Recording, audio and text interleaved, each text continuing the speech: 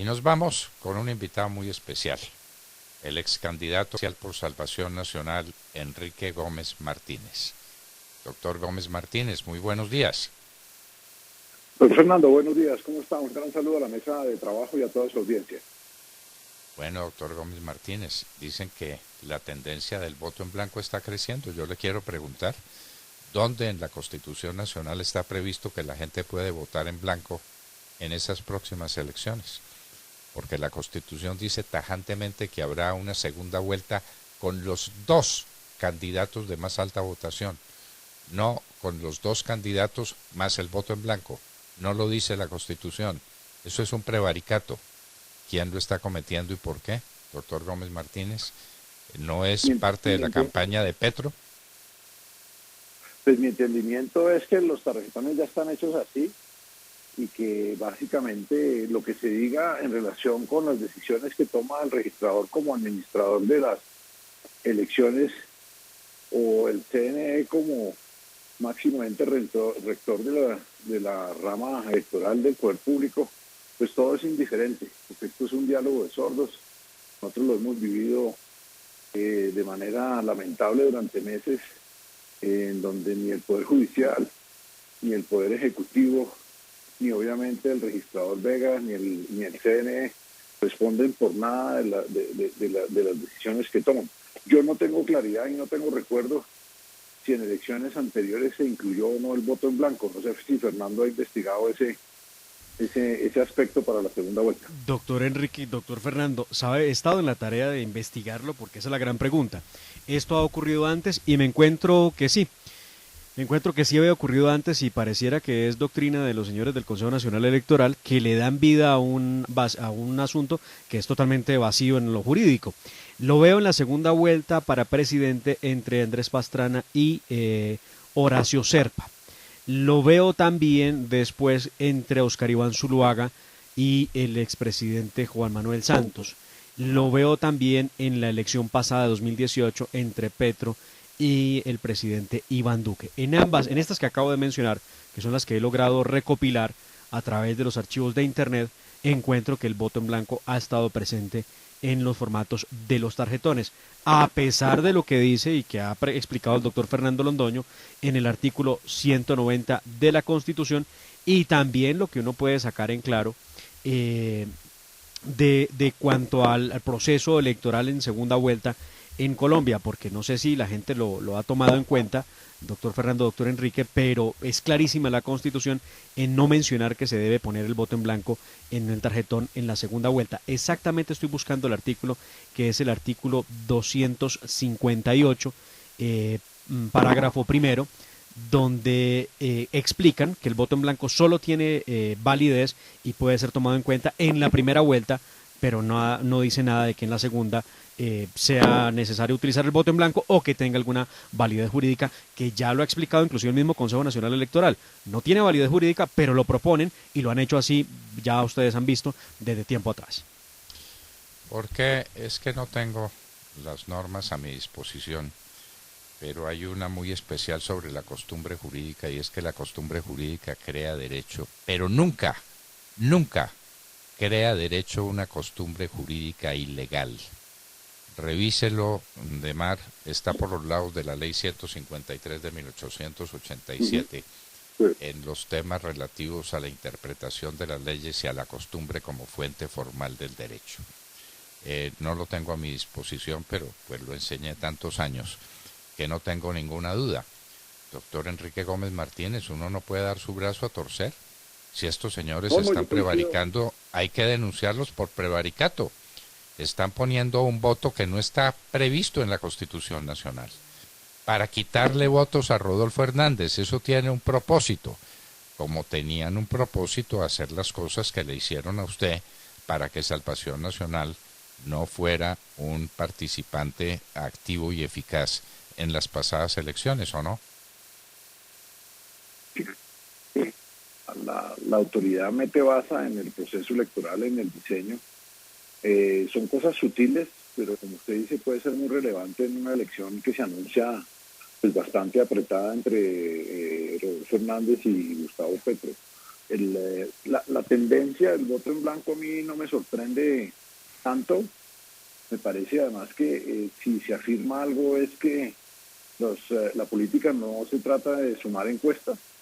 Creo que de nuevo gran parte de la opinión y de los comentaristas del 29 de mayo fueron ligeros en de una vez hacer el trasvase de todos los votos de Federico Gutiérrez, los de los cristianos, los de Salvación Nacional a Rodolfo Hernández. Creo que esas matemáticas alegres de las encuestas no son nunca válidas en relación con el fenómeno político.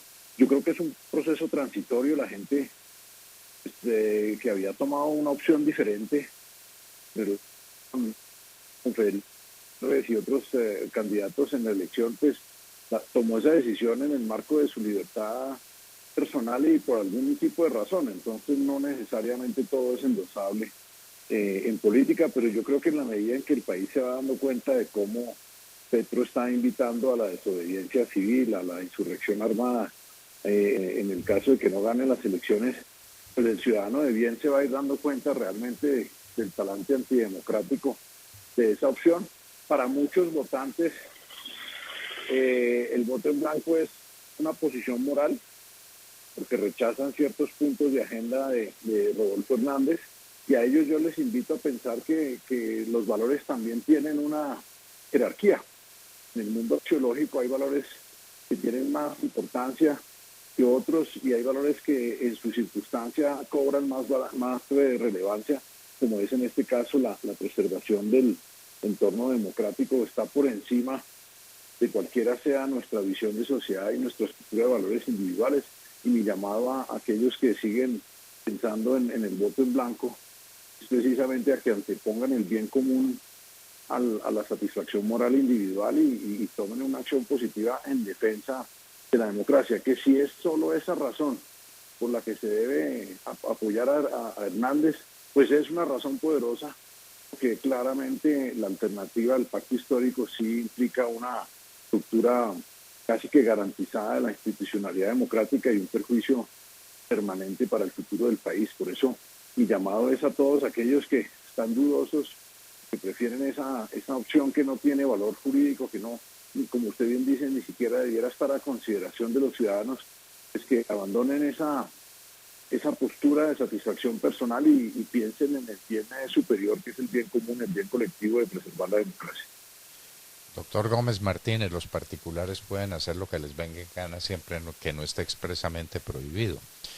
Los servidores públicos solamente pueden hacer aquello que expresamente les está autorizado por ley o por reglamento. En ninguna parte se autoriza que se ponga en los tarjetones el voto en blanco. En ninguna parte. Y supóngase usted que las elecciones queden 47-46 con un voto en blanco de 12 o de 13. ¿Cuál es la legitimidad del nuevo presidente? Sea quien sea. Que la gente se va a preguntar, ¿y ese voto en blanco? ¿Ese voto en blanco quién se lo inventó?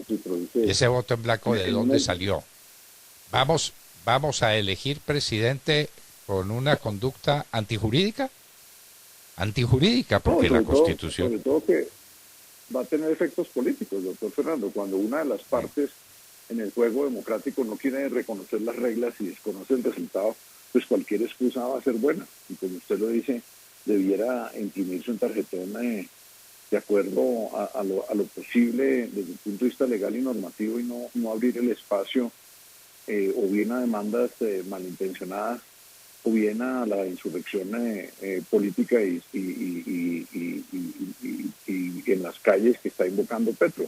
Entonces sí estamos en una situación donde pues, en una democracia tan frágil como la nuestra, la conducta del registrador ISN pues debería haber sido más precavida. Si hubieran hecho lo contrario, pues ya estarían las plañideras del pacto histórico diciendo que violado la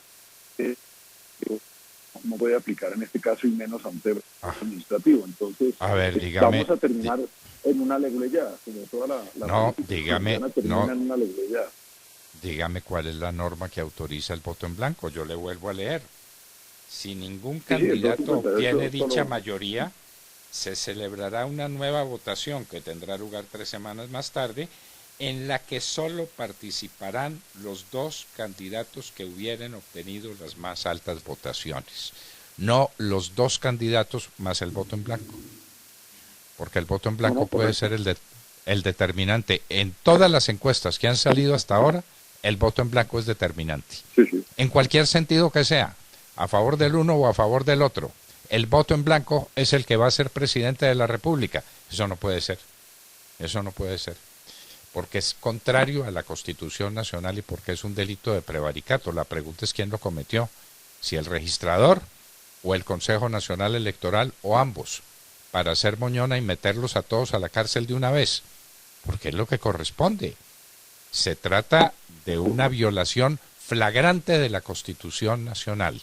Según la Constitución Nacional no puede haber sino dos alternativas para la segunda vuelta, las dos más altas votaciones, no tres, las dos más altas votaciones más el voto en blanco que termina definiendo. Esto no puede suceder. Es claro que la certificación de los resultados del escrutinio lo termina generando el CNE. Ya si esa certificación incluye o no la orden de meter la casilla de voto en blanco, no lo creo, no debe ser una decisión autónoma del registrador, que es quien diseña y ordena la impresión de los tarjetones. En ese escenario, pues lo único que queda es la tutela, ¿no? Y sería la ruta de acción para impedir, digamos, que se use un tarjetón con esa triple opción.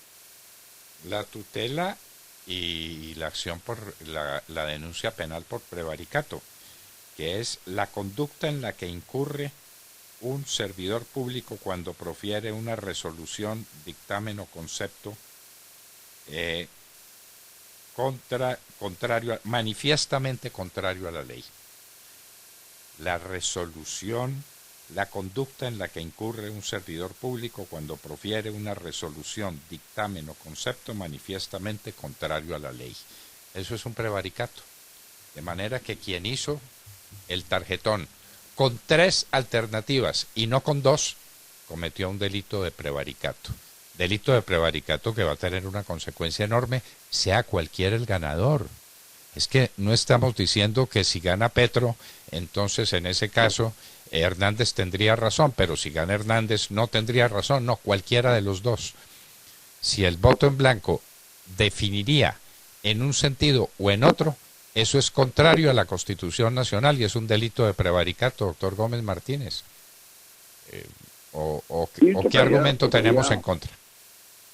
No, lo que pasa es que usted sabe que la acción jurídica y judicial en ese tipo de conductas de estos funcionarios que son intocables no conduce a nada, no conduce a nada. Yo he pedido en su momento la suspensión provisional del registrador por los graves hechos y los graves incumplimientos disciplinarios en su misión de divulgación o preconteo en las elecciones del 13 de marzo, y hasta el momento no me han contestado, imagínense.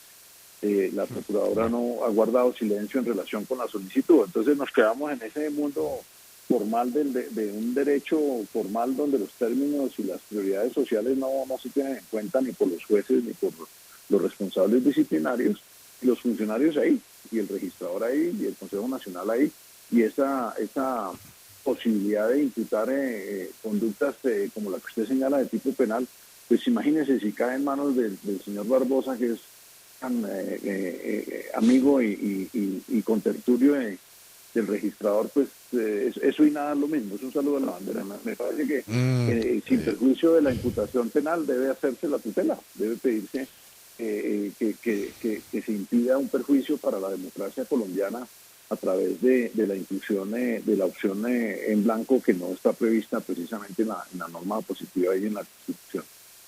Pero políticamente esto es insostenible, doctor Gómez Martínez. Sea quien sea el ganador,